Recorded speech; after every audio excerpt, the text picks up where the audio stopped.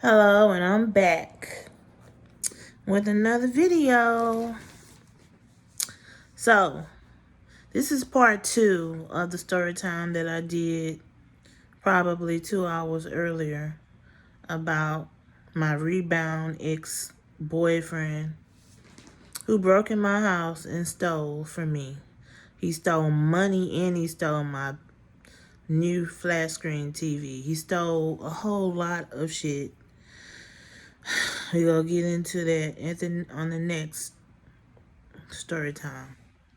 Now, I know some of y'all asking why this person, why did I still be with this person knowing that they was doing all this shit. I honestly don't know. Part of me was, really just thinking I really didn't want to be alone. I really didn't want to not have a boyfriend. And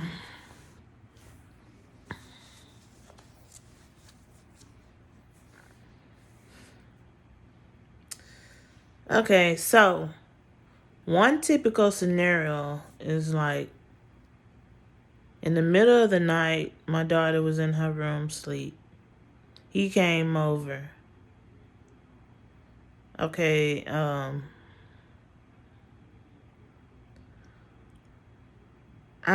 ashamed to say this, but I let this nigga keep my phone for a whole day. And when he brought it back to me, he had been in my messages on Messenger.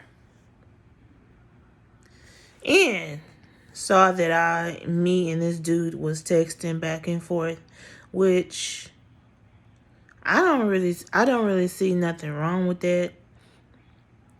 Maybe I was disrespecting him, but maybe I wasn't, because in my mind, if he bold enough to sit up there and be dating me and my next door neighbor, then he'll do anything.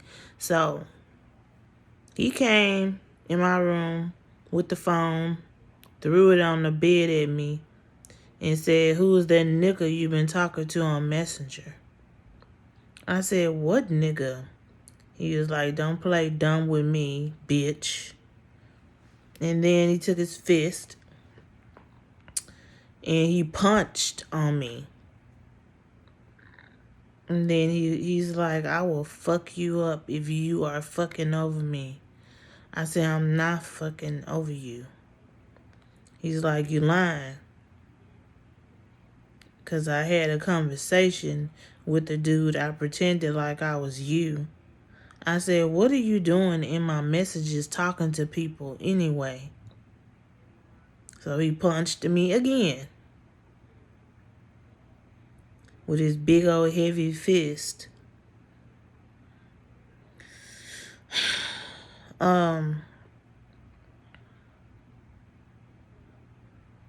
He gonna tell me, "I'm gonna sit right here on the bed with you. I want you to call this nigga and I want to ask him something." And I was so scared out of my mind. I was so scared. I was like, gonna probably end up with a black eye or something. So I called the dude number. Luckily, he didn't answer. He was like, "I don't want to keep your phone anymore. You being a hoe, you being sneaky. You sitting up here talking to other dudes knowing that you're talking to me." He's like, "Keep your phone." And he's like, "I ain't fucking with you no more. I'm not coming over here to see you no more." I was like, "Okay." So he left my house. As he was leaving my house, running down my steps, he slammed the door and I locked both locks. So, another time that this nigga disrespected me, it was with the next door neighbor. Okay, so he's gonna come and ask me one day, like I'm gonna say 2 weeks after that situation boiled over, when he was punching on me and cursing me out because he found out I was texting another dude on my phone. He had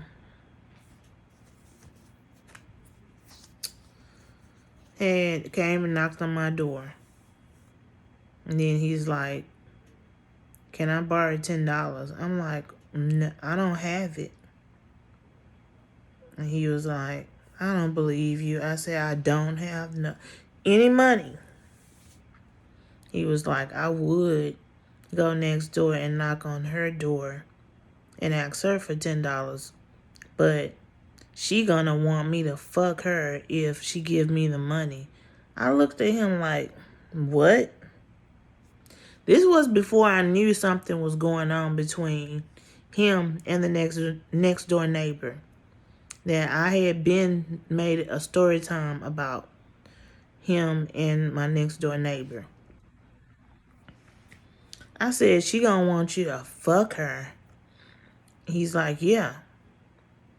He's like, "Anytime I ask her for some money, she always want me to dick her down." I'm like, "Dude, I know fucking well you not sitting up here telling me that you been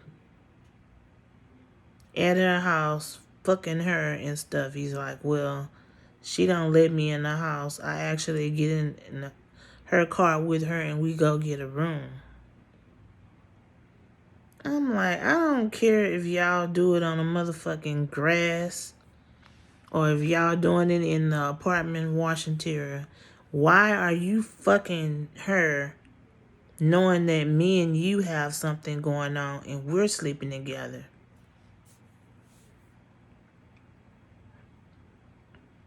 And then the next door neighbor, like, she had been acting funny with me. She had been rolling her eyes when she used to speak to me all the time. She had just been acting real funny with me.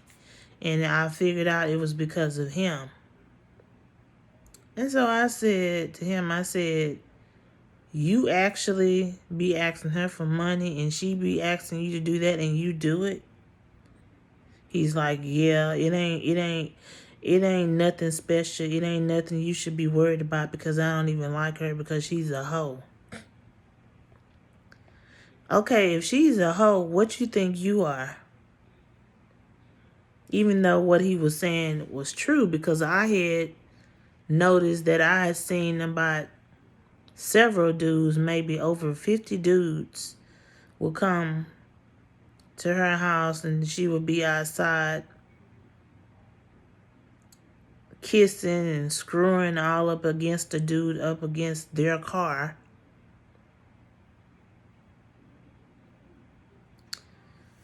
But I told him, I said, "How long this has been going on between you and my next door neighbor?" He's like, "Don't fucking worry about it."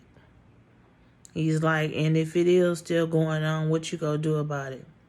I'm like, first of all, do you?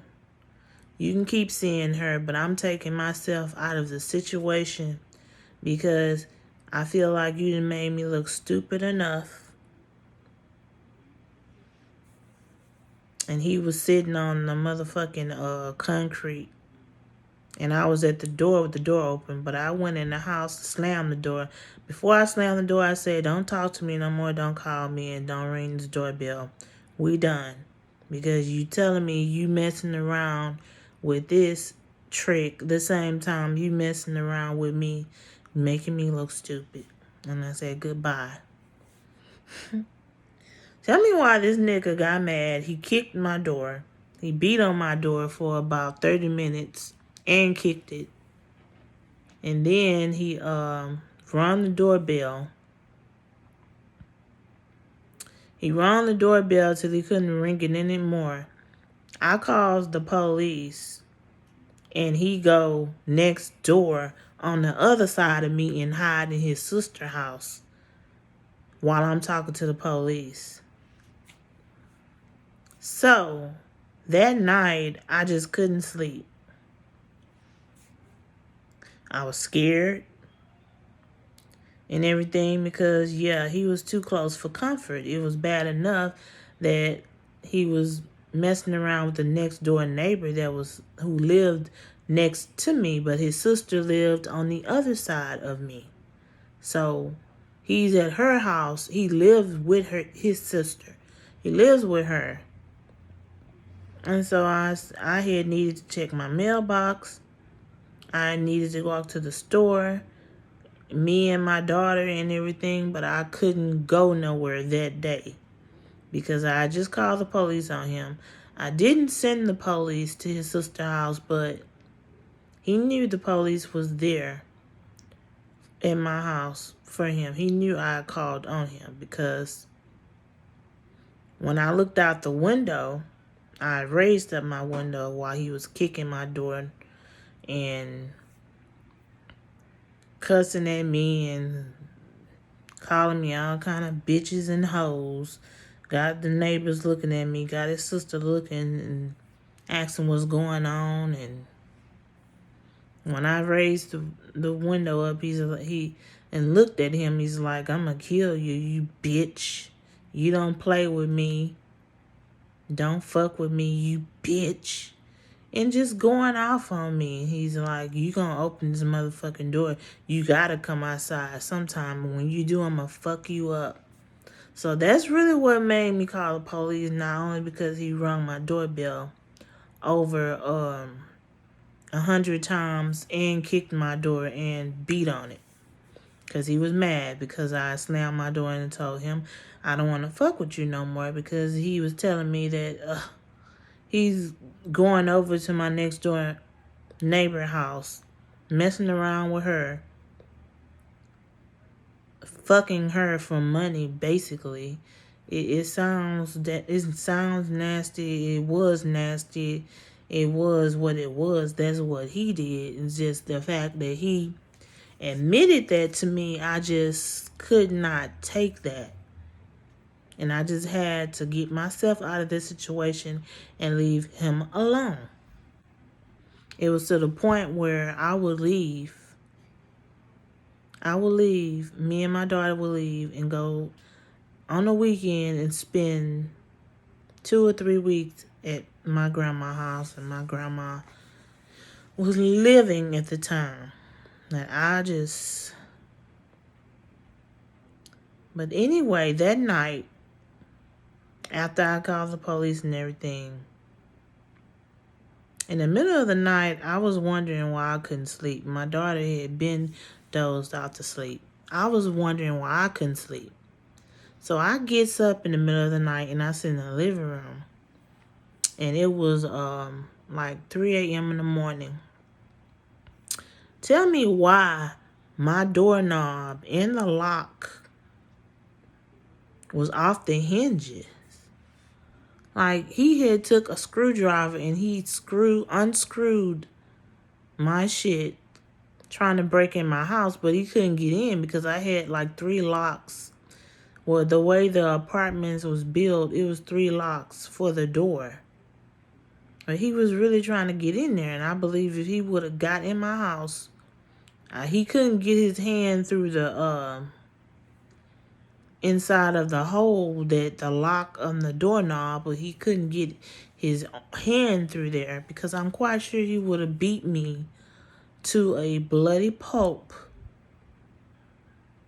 if he would have got in there.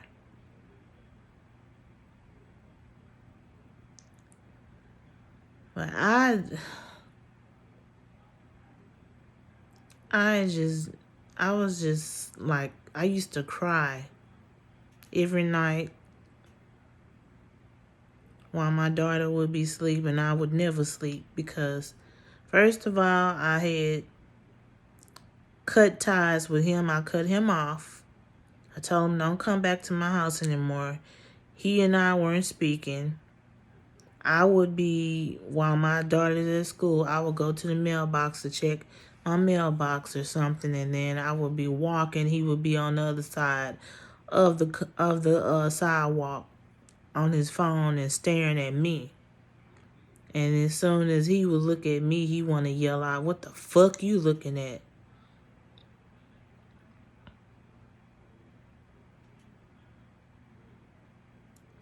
Like, seriously, I don't know. I don't understand why things went left, how things went left. But I used to cook for this nigga. I used to cook like slave over a motherfucking stove and cook for this nigga every single day. Then on top of that, he was like sleeping with me and sleeping with and messing around with my next door neighbor. I would open my door to let in some fresh air or to look outside, and he on the side of me at her apartment. They sharing some kind of blunt, talking and laughing. And he would look over at me and he look at her and they would both laugh. Like, I just been through all kind of shit around that time, and I'm thinking that this was in the year of 2014. It had to be. But this is part 2 of this story time about my rebound ex boyfriend. I will come back later on with part 3. Until then, y'all stay blessed.